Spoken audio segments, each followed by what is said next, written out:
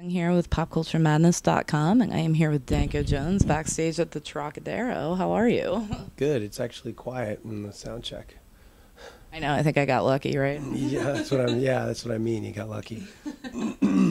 So, fill us in a little bit on how this tour with Volbeat's going, how it came about. I know you guys have been friends for quite a while, right?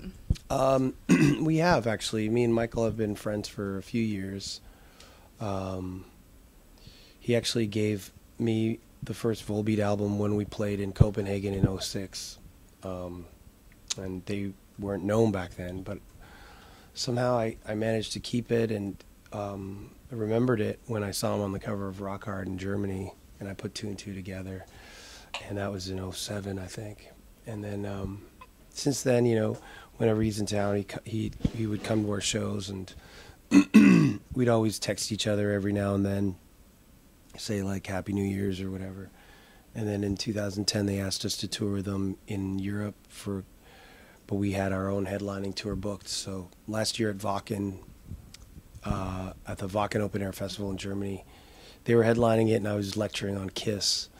So I was there for all 4 days, and they were headlining for one of the days. So him and I got to, kind of break bread and literally have breakfast and dinner together, and we talked about this tour. And true to his word, he kept his word, which is very rare in the music biz, and we're on tour with him now.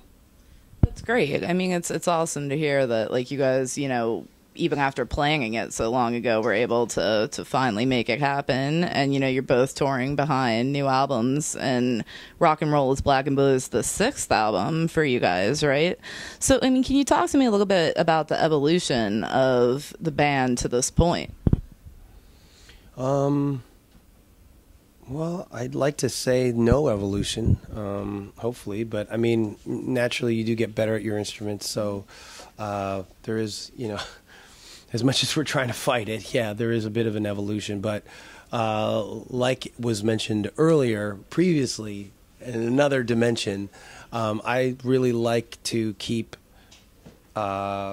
stick to the story, and carving out a distinct sound is something that's so hard to do, especially with a million bands out there. It's a hard thing to accomplish if people can hear a song and go, oh, that sounds like, and then they name a band, and if your band is named, if you're included in that kind of small lexicon of bands, then I feel that some sort of success has been made, and breakthrough has been made. So despite the getting better at our instruments over the years and getting better at songwriting, we've still stuck to the story. It's still hard rock. Just like the first album, this album, it's hard rock. Well, sometimes I think that genres were created even in general so that media had a way to try and box an artist in, and it kind of is what it is. But even, now, I mean, you guys have been together for, 17 years? Yeah.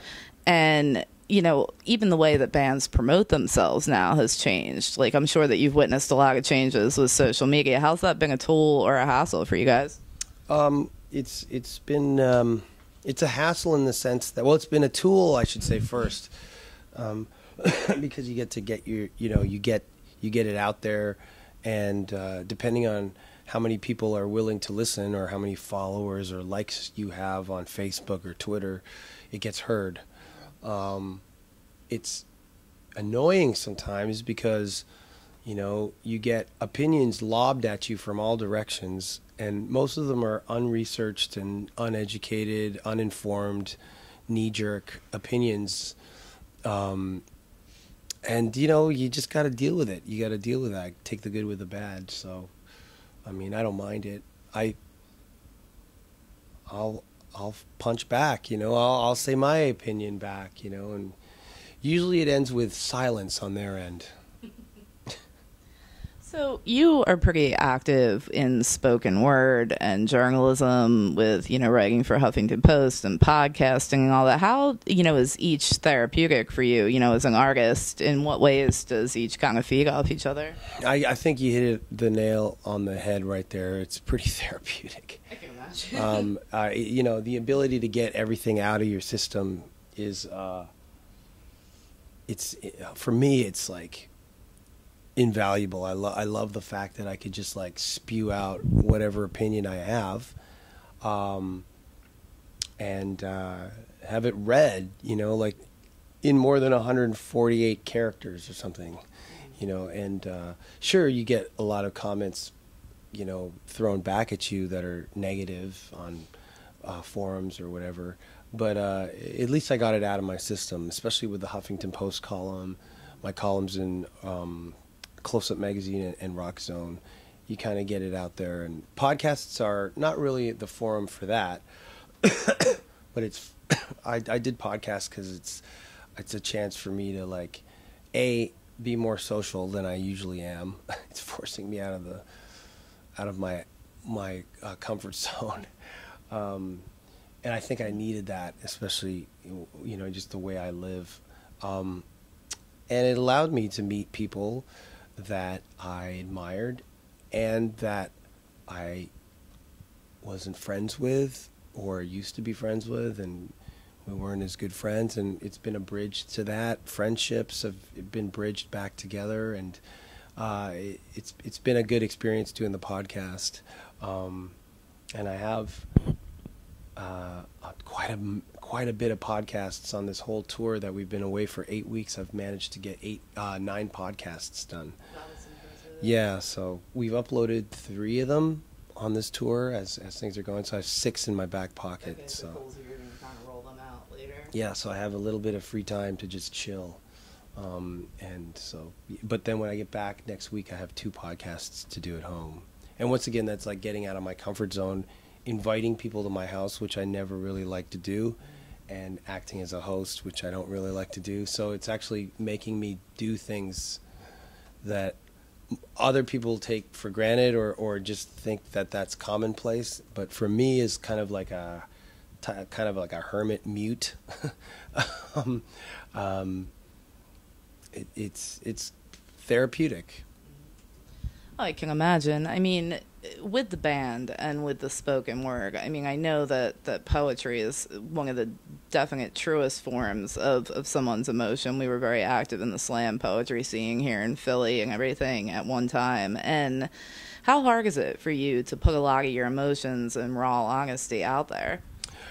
It's easy. I mean, I started doing spoken word in 2004, and I really didn't like it, to be honest with you. I had fun, and it was a lot of fun, and we put out a record and everything, and I toured on it, and that was fun. But I didn't want to follow it up because I lost interest, and I just felt like I was aping Henry Rollins and Jello, and they do it so well. There's no need for anybody to try and like ride their coattails.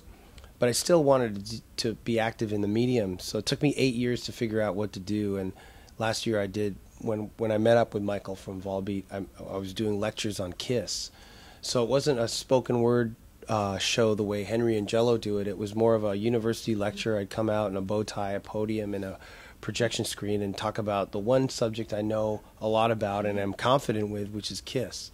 But other than that, I mean, I did mention that I'm a mute, and I mean, and then at the same time I have these columns and I do spoken word and stuff. I tend to bottle all that stuff up, and only the people in the inner circle, like our crew and the guys in the band, they get to see that side of me, and then a real kind of, and then the crowd gets to see it, but in a different way. But that is me, and that's why when people ask if it's a persona, I say always no, because that is me. And then they go, well, when I see you off stage, you're really quiet. Well, that's because I am a mute, but there's like a zillion thoughts going in my head, most of them negative, and I just have to like figure that out. It reminds me do the columns and the spoken word is a way to work it all out. The way you describe it kind of reminds me almost like opening the window curtains a little bit. Yeah, like, of it, and then closing them back up a little bit and then, revealing stuff. But I'm sure, I think that the fans can definitely respect what they're seeing. I'm sure that they take a lot out of your music as well.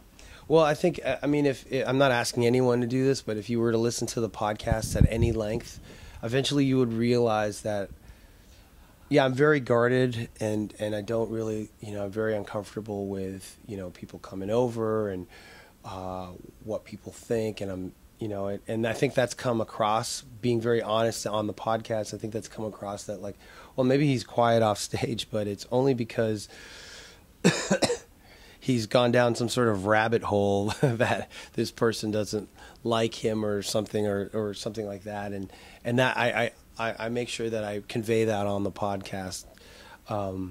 Because yeah, there's always been this question that people ask about the dual personality, and I've always just, I don't see it because I'm just me, but I don't like lock into a character and I'm not an actor. I can't act out of a paper bag. So whenever I get asked that question, I'm a bit puzzled by it and I don't understand it.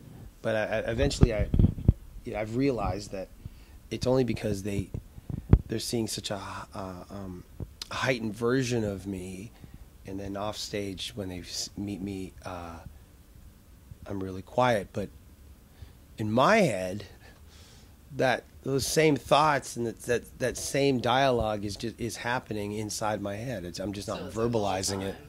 I'm not crazy, but I don't verbalize it the way I do on stage. I feel like there's a time and place for everything, and when I'm on stage, everybody's staring at you, so you're being given the platform to say it. So I say it. You know, when I do the podcast and I have a microphone in front of me, I'll say it. You know, so.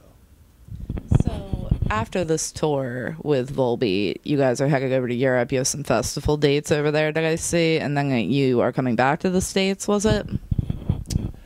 Well, all I can speak about at this stage is the European festivals that are up on the site, and that'll run all the way till the beginning of August. And then there has been some U.S. dates planned, but okay. They haven't been announced, so I can't announce them. But yeah, we are coming back to the States by the end of the summer or early fall. Awesome. Well, we'll definitely be looking forward to that, and we're looking forward to tonight's show. And thank you so much for taking a few minutes to speak with me. Is there any comments that you'd like to share with fans or site visitors? No, I think I divulged enough. Thank you for your time.